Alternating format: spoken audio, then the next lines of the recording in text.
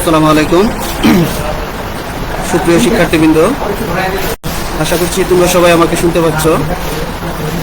তো আমি আজকে তোমাদের ক্লাস শুরু করছি রিনিউয়েবল এনার্জি। আমরা গত রবিবারে তোমাদের একটা ক্লাস নিয়েছিলাম। তো আমরা ওই ক্লাসে তোমাদেরকে বই সম্পর্কে ধারণা দেওয়ার চেষ্টা করেছি। তো আমি শুরুর ক্লাসে তোমাদেরকে প্রথম অধ্যায়ের যে ছিল ওভারভিউ অফ রিনিউয়েবল এনার্জি বা রিনিউয়েবল এনার্জির যে সার সংক্ষেপ, তো এটা সম্পর্কে আমরা রিনিউয়েবল এনার্জি কি কি আছে বা আমাদের কি কি করতে হবে ওই বিষয় সম্পর্কে তোমাদেরকে বলেছিলাম। তো আমি আজকের ক্লাসটা শুরু করছি। তো আমি Asaduzzaman Rakib, junior instructor electrical, department of electrical engineering, Mymensingh polytechnic institute. তো আমরা জানি আমাদের যে এনার্জি সোর্সগুলো আছে, তো এনার্জি সোর্স গুলাকে সাধারণত দুই ভাগে ভাগ করা যায়। একটা হচ্ছে কনভেনশনাল এনার্জি সোর্স এবং আরেকটা হচ্ছে non conventional energy source. Non conventional energy source বা কনভেনশনাল এনার্জি, তো কনভেনশনাল এনার্জিটা কাকে বলে? Conventional energy are sources of energy which had been used since a long time, example coal, oil, gas, etc. Conventional এনার্জিটা হচ্ছে এমন এক ধরনের এনার্জি সোর্স যেটা অনেকদিন যাবৎ ব্যবহৃত হয়ে আসছে, যেরকম কয়লা, তেল, গ্যাস ইত্যাদি। তো কনভেনশনাল এনার্জিটা আমরা অনেকদিন থেকেই ব্যবহার করে আসতেছি এবং এই কনভেনশনাল যে এনার্জির সোর্সটা আছে এটা আমরা চাইলেও নতুন করে আর ব্যবহার করতে পারি না। আমরা যেটা ব্যবহার করবো ওইটা শেষ হয়ে যায় আস্তে আস্তে। তো সেই জন্য এটা হচ্ছে কনভেনশনাল এনার্জি সোর্স। তো conventional energy are sources of energy which had been used since a long time. আচ্ছা, তারপর হচ্ছে non conventional energy. Non conventional energy হচ্ছে natural sources like oil, tides, solar, biomass, etc generate energy which is known as non conventional resource. Non conventional এনার্জিটা কি? Non conventional energy হচ্ছে renewable energy যেটা চাইলে আমরা পুনরায় ব্যবহার করতে পারি। ঠিক আছে, নন কনভেনশনাল এনার্জি হচ্ছে রিনিউয়েবল এনার্জি বা পুনরায় ব্যবহারযোগ্য এনার্জি যেটা চাইলে আমরা পুনরায় ব্যবহার করতে পারি, যেরকম বাতাস, সমুদ্রের জোয়ার ভাটা, সোলার, বায়োমাস ইত্যাদি। তো আমরা দুই ধরনের জ্বালানির উৎস দেখতে পাচ্ছি, একটা হচ্ছে কনভেনশনাল এনার্জি এবং আরেকটা হচ্ছে নন কনভেনশনাল এনার্জি। তো কনভেনশনাল এনার্জিটা হচ্ছে এটা পুনরায় ব্যবহার করা যায় না, নন কনভেনশনাল এনার্জিটা হচ্ছে এটা পুনরায় ব্যবহার করা যায়। ঠিক আছে,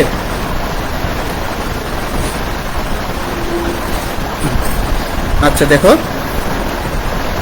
সোর্সেস অফ এনার্জি। তো সোর্সেস অফ এনার্জি বা এনার্জির ক্লাসিফিকেশনটা আমরা এখানে দেখতে পাচ্ছি। তো এনার্জির ক্লাসিফিকেশনে আমরা দেখতে পাচ্ছি দুই ধরনের এনার্জির ক্লাসিফিকেশন আছে, একটা হচ্ছে কনভেনশনাল সোর্সেস এবং আরেকটা হচ্ছে নন কনভেনশনাল সোর্সেস। তো কনভেনশনাল সোর্সে আবার দুই ভাগে ভাগ করা যায়, একটা হচ্ছে কমার্শিয়াল সোর্সেস এবং আরেকটা হচ্ছে নন কমার্শিয়াল সোর্সেস। তো কমার্শিয়াল সোর্সেসে আমরা দেখতেছি এখানে কি আছে, কোল আছে, পেট্রোলিয়াম এবং ইলেকট্রিসিটি। আর নন যে কমার্শিয়াল সোর্সেসগুলো আছে সেটা আছে ফায়ারউড, স্ট্রে এবং ড্রাইড গ্রাইন্ড।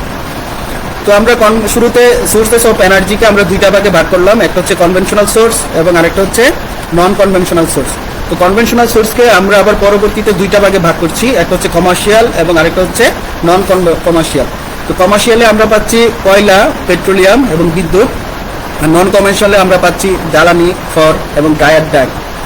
আচ্ছা, আমাদের এই অধ্যায়ে বা এই বইয়ে মূলত আমরা আলোচনা করব নন কনভেনশনাল যে সোর্সেসগুলো আছে সেই সোর্সেসগুলো। যেরকম আমরা এখানে নন কনভেনশনালের মধ্যে দেখতে পাচ্ছি আমাদের কি কি আছে, এক হচ্ছে বায়ো এনার্জি, তারপরে হচ্ছে সোলার এনার্জি, তারপর হচ্ছে ওয়েন্ড এনার্জি, টাইডাল এনার্জি এবং এনার্জি ফ্রম আরবান ওয়েস্ট। তো আমরা মূলত এই বইয়ের মধ্যে এই বিষয়গুলো সম্পর্কে আলোচনা করব। কি কি আলোচনা করব? এক নম্বরে হচ্ছে বায়ো এনার্জি, তারপর হচ্ছে সোলার এনার্জি, তারপর হচ্ছে ওয়েন্ড এনার্জি, তারপর হচ্ছে টাইডাল এনার্জি এবং এনার্জি ফ্রম আরবান ওয়েস্ট। আশা করছি তোমরা এই ক্লাসিফিকেশনটা দেখতে পাচ্ছ বা বুঝতে পারছো। আমরা দুই ভাগে ভাগ করছি, conventional source, non conventional source. Conventional দুই প্রকার, কমার্শিয়াল এবং নন কমার্শিয়াল।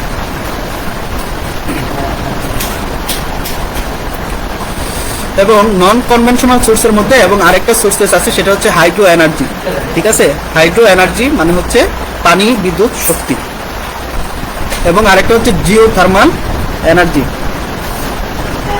তারপরে কি আছে, মিউনিসিপাল এনার্জি বা আমরা যে সকল ময়লা আবর্জনা থেকে আমরা যে আবর্জনা বা যে শক্তিটা পাই সেটা হচ্ছে মিউনিসিপাল এনার্জি।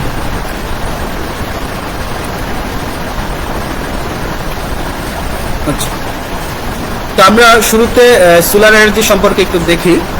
তো সোলার এনার্জির মধ্যে দেখো average solar radiation time 3 to 11 hours per day. আমরা যে সৌর বিকিরণটা পাই সেটা হচ্ছে দিনে আমরা কতক্ষণ পাই, সর্বনিম্ন 3 ঘন্টা থেকে সর্বোচ্চ কত ঘন্টা, 11 ঘন্টা। তো সোলার এনার্জির এভারেজ সোলার রেডিয়েশন টাইমটা হচ্ছে 3 to 11 আওয়ার্স পার ডে, মানে হচ্ছে 3 থেকে 11 ঘন্টা প্রতিদিন। এবং সোলার রেডিয়েশন পার সেকেন্ড, মানে প্রতি সেকেন্ডে সৌর বিকিরণ হচ্ছে 3.4 kilowatt hour per metre square, মানে প্রতি স্কয়ার মিটারে সোলার রেডিয়েশন হচ্ছে 3.4 kilowatt hour to 6.4 kilowatt hour per metre square. তার মানে হচ্ছে আমরা যে সোলার এনার্জিটা ব্যবহার করি, আমরা সোলার এনার্জির যে সৌর যে রেডিয়েশন মানে হচ্ছে বিকিরণ, তো সৌর যে বিকিরণ সেটা আমরা সর্বনিম্ন 3 ঘন্টা থেকে সর্বোচ্চ কত প্রায় 11 ঘন্টা। তা আমরা জানি আমাদের এখানে যেরকম শীতকালে আমাদের সৌরের তাপ, সৌর শক্তির সৌর যে তাপ থাকে সেটা কম থাকে, আবার যে সময় গ্রীষ্ম মৌসুম আসে তখন সৌরের তাপ অনেক বেশিক্ষণ যাবত থাকে। তো সেই জন্য আমাদের সোলার রেডিয়েশন টাইম কত 3 to 11 আওয়ার্স পার ডে, এবং প্রতি স্কয়ার মিটারে এই সোলার রেডিয়েশন এটা হচ্ছে কত 3.4 kilowatt hour per metre to 6.4 kilowatt hour per metre square. 2 নম্বরে হচ্ছে আমাদের ওয়েন্ট এনার্জি বা বায়ু শক্তি।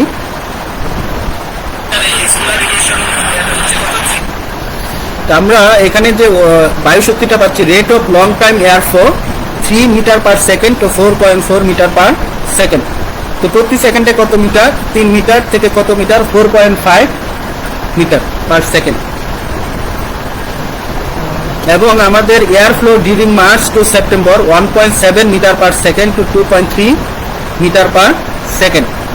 মানে হচ্ছে আমাদের মার্চ থেকে সেপ্টেম্বর মাসে যে বাতাসটা ফ্লো হয় এটা প্রতি সেকেন্ডে কত 1.7 সেকেন্ড থেকে কত 2.3 মিটার পার সেকেন্ড। এবং 3 নাম্বার হচ্ছে ওশেন এনার্জি বা সমুদ্রের যে জোয়ার ভাটা। সমুদ্রের জোয়ার ভাটা আমরা কোথায় ব্যবহার করতে পারি, এক হচ্ছে কক্সবাজার, মহেশখালী এবং কুতুবদিয়া। টাইডাল এভারেজ হাইট কত 4 মিটার টু 5 মিটার, মানে আমাদের যে সমুদ্রের যে জোয়ারের হাইট কত 4 মিটার থেকে 5 মিটার পর্যন্ত। তারপরে আমাদের কি ধরনের এনার্জি আছে, হচ্ছে হাইড্রো এনার্জি বা পানি বিদ্যুৎ শক্তি। তো আমরা এটা কোথায় পাবো, একটা হচ্ছে সাঙ্গু এবং হচ্ছে মাতামুহুরি, এখানে আমাদের হাইড্রো ইলেকট্রিক প্লান্ট আছে। তো সাঙ্গুতে কত 100 মেগাওয়াট এবং মাতামুহুরিতে কত পাওয়া যাবে 75 মেগাওয়াট।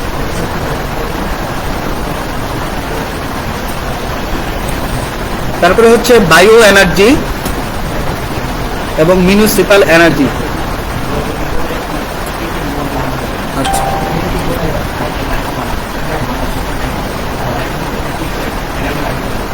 আচ্ছা দেখো, তারপরে হচ্ছে সোলার রেডিয়েশন বা সৌর বিকিরণ। তো পৃথিবীতে সৌর শক্তি থেকে, সূর্য থেকে যে তাপটা আমাদের পৃথিবীতে আসে সেটা মূলত বিকিরণের মাধ্যমে পৃথিবীতে আসে। তো আমরা এখানে দেখতে পারতেছি এটা হচ্ছে আমাদের পৃথিবীর উপরিতল। তো আমরা যদি এখানে একটা সোলার প্যানেল রাখি, ঠিক আছে, আমরা যদি এখানে একটা সোলার প্যানেল রাখি, তো এই সূর্য থেকে যে তাপটা আসবে এটা মূলত 3 ভাবে আসে। সোলার বিকিরণ সেটা মূলত 3 ভাবে আসে।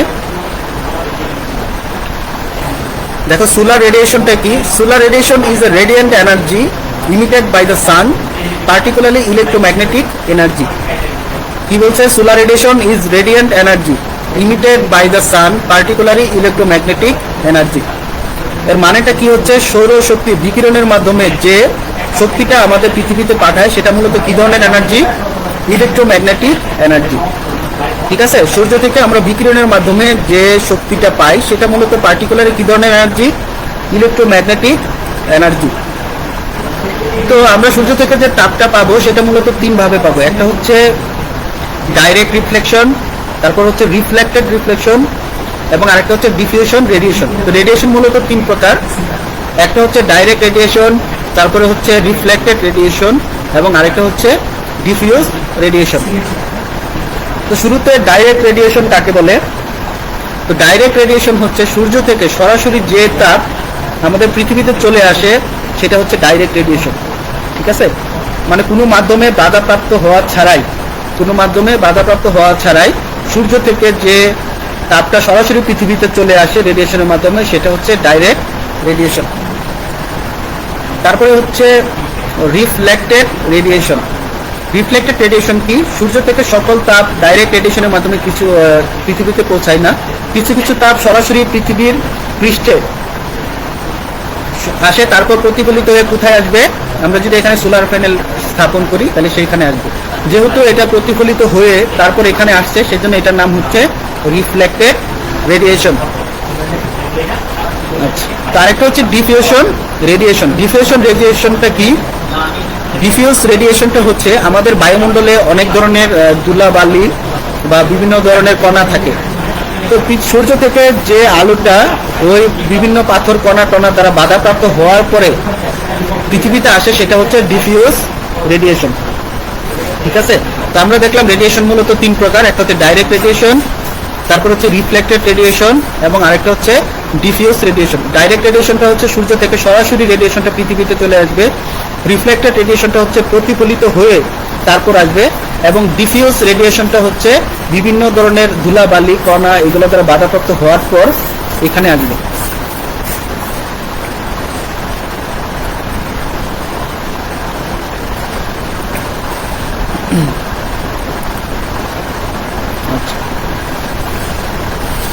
দেখো এখানে আমি দেখানোর চেষ্টা করেছি। এখানে দেখো সোলার রেডিয়েশন, এটা হচ্ছে আমাদের সূর্য, এখানে হচ্ছে গ্রাউন্ড সারফেস, এখানে আমাদের বিভিন্ন ধরনের গাছপালা আছে। আচ্ছা, আর এখানে হচ্ছে একটা সোলার প্যানেল স্থাপন করা হয়েছে। তো এই যে দেখো সূর্য থেকে যে তাপটা সরাসরি এই সোলার প্যানেলের উপর এসে পড়ছে কোনো মাধ্যমে বাধাপ্রাপ্ত হওয়া ছাড়াই, ঠিক আছে, কোনো মাধ্যমে বাধাপ্রাপ্ত হওয়া ছাড়াই যে তাপটা সরাসরি সোলার প্যানেলে চলে আসছে, সেটা হচ্ছে ডাইরেক্ট রেডিয়েশন। তারপর হচ্ছে এই সূর্য থেকে তাপটা এই গ্রাউন্ড সারফেসে আসার পর এখানে প্রতিফলিত হওয়ার পর এই সোলার প্যানেলে যে তাপটা আসে সেটা হচ্ছে রিফ্লেক্টেড রেডিয়েশন, বা প্রতিফলিত হওয়ার পরে বাধাপ্রাপ্ত হওয়ার পরে যে বিকিরণটা এই সোলার প্যানেলে আসবে সেটা হচ্ছে রিফ্লেক্টেড রেডিয়েশন। এই যে তারপর দেখা হচ্ছে ডিফিউশন রেডিয়েশন। এখানে বিভিন্ন ধরনের কণা আছে, যে পার্টিকেলগুলো দেখানো হচ্ছে। এইখানে বাধাপ্রাপ্ত হওয়ার পর এই পার্টিকেলগুলোতে বাধাপ্রাপ্ত হওয়ার পর যে বিকিরণটা এই সোলার প্যানেলের উপরে এসে পড়বে সেটা হচ্ছে ডিফিউজ রেডিয়েশন।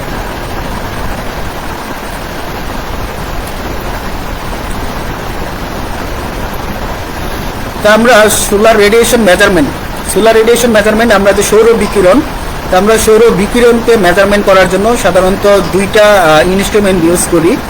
একটাকে বলা হয় পায়ের হেলিওমিটার, এটা হচ্ছে পায়ের হেলিওমিটার, এখানে দেখতে পাচ্ছ দুইটা পায়ের হেলিওমিটার, এটা হচ্ছে সোলার রেডিয়েশন পরিমাপ করার জন্য, এবং আরেকটা হচ্ছে পাইরানোমিটার। তো সোলার রেডিয়েশন পরিমাপ করার জন্য আমরা দুইটা ইনস্ট্রুমেন্ট ইউজ করি, একটা হচ্ছে পায়ের হেলিওমিটার এবং আরেকটা হচ্ছে পাইরানোমিটার। তো আমরা সোলার রেডিয়েশন পরিমাপ করব দুইটা যন্ত্রের মাধ্যমে, একটা হচ্ছে পায়ের হেলিওমিটার এবং আরেকটা পাইরানোমিটার।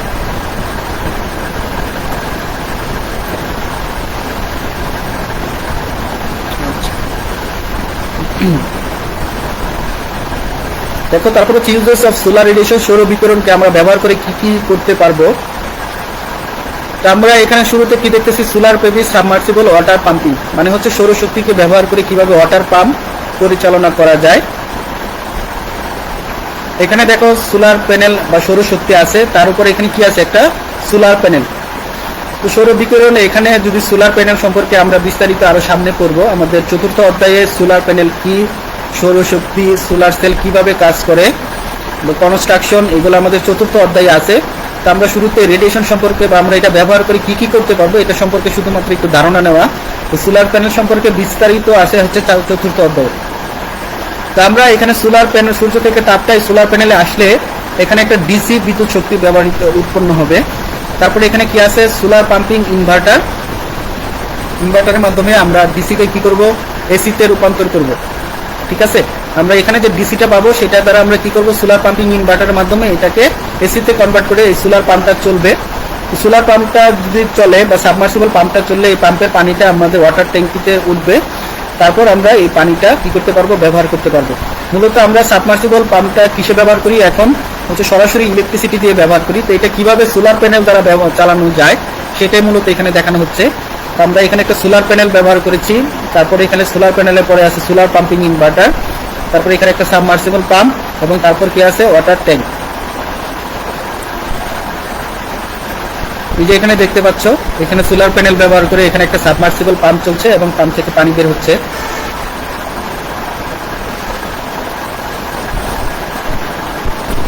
এটা হচ্ছে একটা সোলার প্যানেল, এখানে একটা ইনভার্টার, এটা একটা সোলার প্যানেল, এটা একটা হচ্ছে ইনভার্টার, এবং এটা হচ্ছে একটা সাবমার্সিবল পাম্প।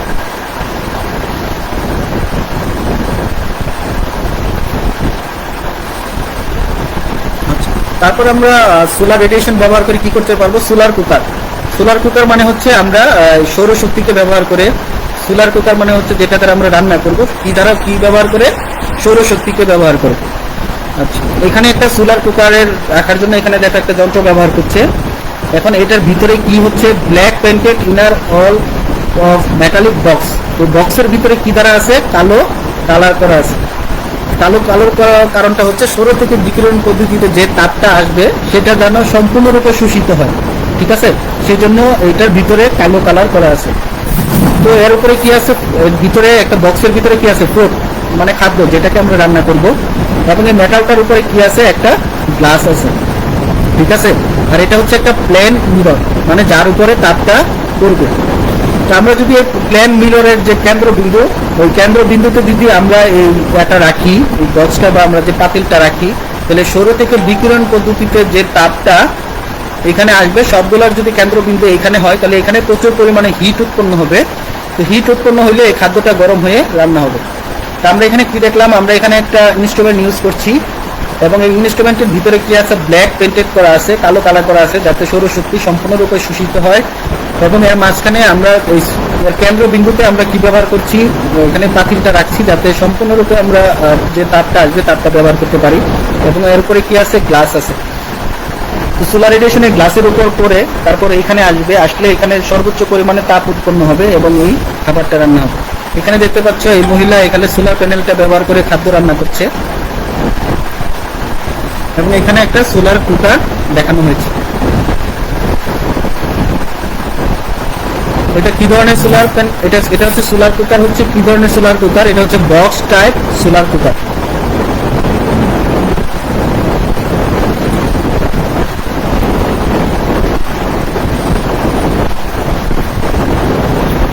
তো সোলার কুকার কি, world largest solar cooker, Mount Abu, Rajasthan, India. Capacity কত, 38,500 মিলস পার ডে। তো আমরা যারা ন্যাশনাল জিওগ্রাফি বা ডিসকভারি চ্যানেলে মাঝে মধ্যে দেখায় যে ইন্ডিয়াতে রাজস্থানে মাউন্ট আবু একটা মন্দির আছে। তো এখানে কি হচ্ছে, ওয়ার্ল্ড লার্জেস্ট সোলার কুকার মানে হচ্ছে পৃথিবীর সবচাইতে বড় যে সোলার কুকার, সেটা এখানে ব্যবহার করা হয়। এই সোলার কুকার ব্যবহার ক্যাপাসিটি কত, প্রতিদিন প্রায় 38,500 খাবার মিল তৈরি করা হয়, ঠিক আছে। এই ধরনের একটা সোলার কুকার আছে রাজস্থানে, সেটা হচ্ছে পৃথিবীর সবচাইতে বড় সোলার কুকার। এটা প্রতিদিন কত, 38,500 মিল তৈরি করে এই সোলার কুকার দ্বারা।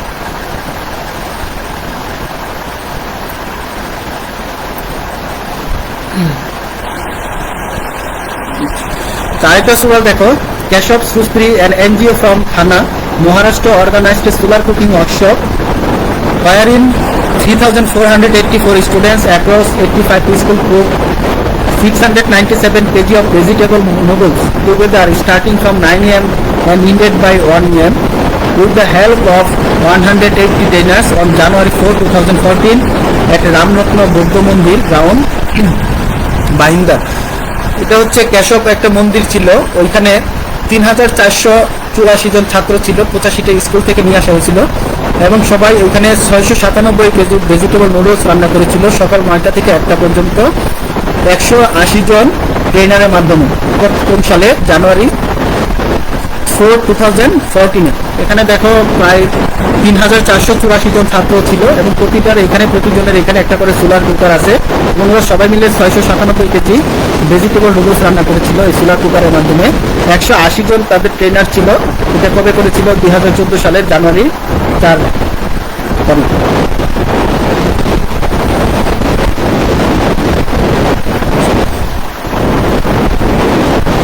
তারপরে দেখো সোলার হোম সিস্টেম। আমরা সোলার কিভাবে হোম সিস্টেমে ব্যবহার করি, আমাদের অনেকের বাসা বাড়িতে সোলার সিস্টেম আছে, আমরা সোলার সিস্টেম ব্যবহার করি।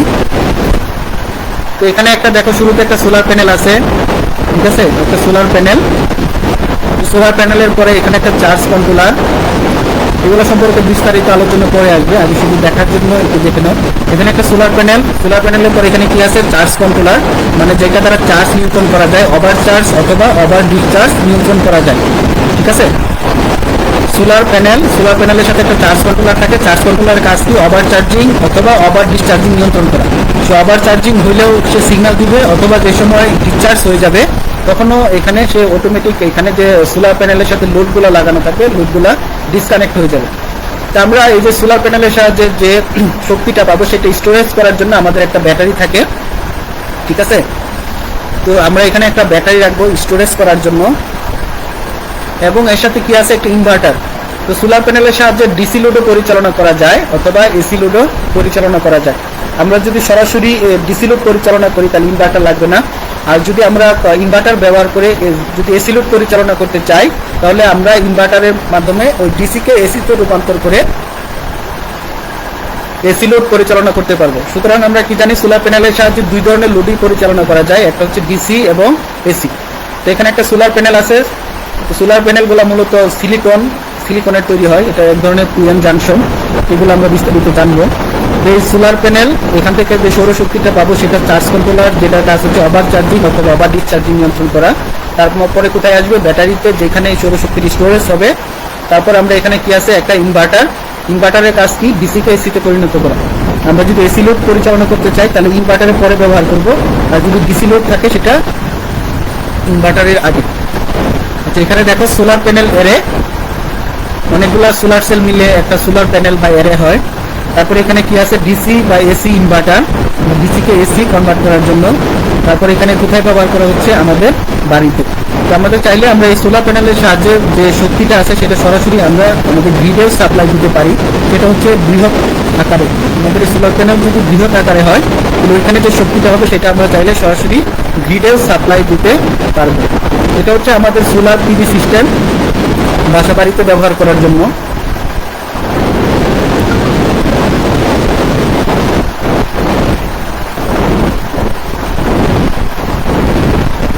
তারপরে আমরা সোলারের সাহায্যে কি করতে পারবো, আমরা সোলার রোড লাইটিং, ঠিক আছে, আমাদের যে সড়কের যে আমরা যে বাতিগুলো ইউজ করি, ল্যাম্পপোস্ট, সেখানে আমরা কি ব্যবহার করতে পারবো, এই সোলারের সাহায্যে লাইটগুলা চালাতে পারবো। তাহলে আমাদের ইলেকট্রিসিটি খরচ কমবে।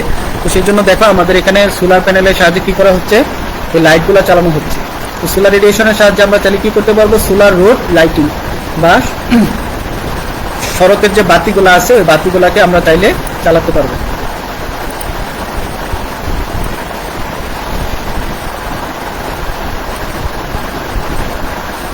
তা আমাদের ন্যাশনাল হাইওয়ে কত আছে, আমাদের ন্যাশনাল যে হাইওয়ে আছে সেটা হচ্ছে 3790.861 কিলোমিটার। এটা হচ্ছে আমাদের জাতীয় যে হাইওয়ে সেটা।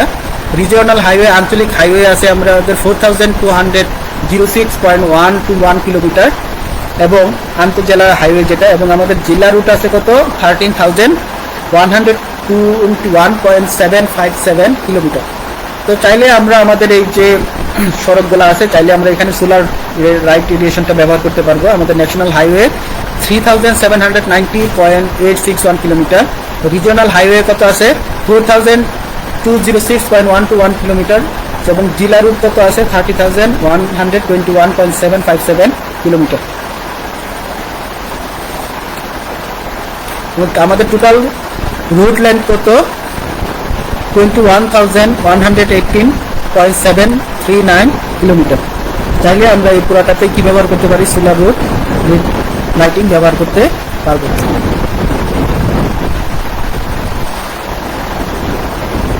আচ্ছা, তারপরে আমরা সৌরশক্তিকে ব্যবহার করে কি করতে পারবো, সোলার চার্জিং স্টেশন। ঠিক আছে, সোলার চার্জিং স্টেশন ব্যবহার করতে পারবো। সৌরশক্তিকে ব্যবহার করে আমরা বিভিন্ন কিছু চার্জ করতে পারবো। যেরকম এখানে শুরুতে একটা মোবাইল চার্জিং স্টেশন দেখানো হচ্ছে, তারপর এখানে দ্বিতীয় এখানে আছে শুরুতে একটা হচ্ছে মোবাইল চার্জিং স্টেশন, তারপর হচ্ছে কার চার্জিং স্টেশন, এবং এটা হচ্ছে ল্যাপটপ চার্জিং স্টেশন। তো আমাদের কত 161.772 মিলিয়ন মোবাইল ইউজার আছে আমাদের দেশে, 161.772 মিলিয়ন মোবাইল ইউজার আছে, এবং Bangladesh motor vehicle registered Bangladesh কত 497,374 ইউনিট, এবং ল্যাপটপ ইউজার আছে কত প্রতি 1000 জনে 4 জন। ঠিক আছে, আমাদের টোটাল মোবাইল ইউজার হচ্ছে 161.772 মিলিয়ন মোবাইল ইউজার, এবং আমাদের যে মোটর বাংলাদেশে যে পরিমাণ গাড়ি রেজিস্টার্ড গাড়ির সংখ্যা কত 497,374 ইউনিট, এবং আমাদের প্রতি 1000 জনের ল্যাপটপ ব্যবহারকারীর সংখ্যা হচ্ছে 4 জন। তো চাইলে আমরা এই সোলার চার্জিং স্টেশন ব্যবহার করতে পারি, সৌরশক্তিকে ব্যবহার করে আমরা মোবাইল চার্জ করতে পারি, কার চার্জ করতে পারি এবং ল্যাপটপও চার্জ করতে পারি।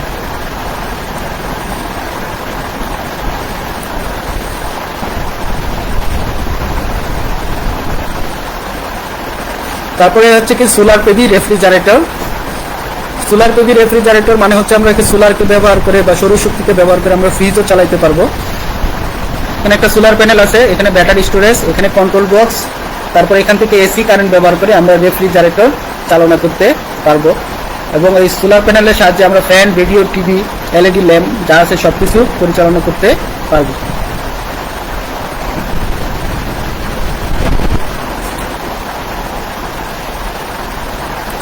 তারপরে কি আছে সোলার ড্রায়ার।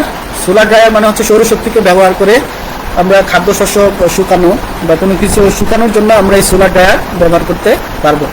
এখানে যেরকম আছে দেখো সোলার ড্রায়ার, এখানে ভিতরে খাদ্যশস্য রাখা আছে, উপরে সোলার প্যানেল আছে। চাইলে আমরা এই সোলার প্যানেলের তাপ দিয়ে আমরা কি করতে পারবো, আমরা এই খাদ্যশস্যকে শুকাইতে পারবো।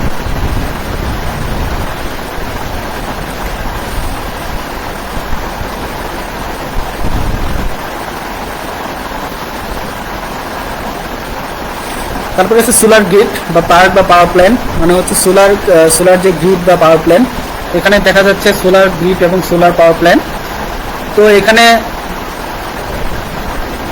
টেনগার ডিজার্ট সোলার প্ল্যান্ট 15,000 মেগাওয়াট, জুয়াংজু ইনাক্সিয়া চায়নাতে এই ধরনের একটা সোলার প্যানেল আছে, এটা কত 15,000 মেগাওয়াট, এবং এটা কত কভার করতেছে 36,700 কিলোওয়াট, 36,700 কিলোমিটার। এটা কত কিলোমিটার 36,700 কিলোমিটার, এবং solar pad itself covers 1200 kilometre of land. ঠিক আছে, তো এখানে একটা সোলার প্যানেল আছে যেটা সোলার গ্রিড বা সোলার প্যানেল যেটা আছে সোলার পার্ক বলে এটাকে, এটা চায়নাতে আছে। এটা কত মেগাওয়াট উৎপন্ন করে, প্রায় 1500 মেগাওয়াট।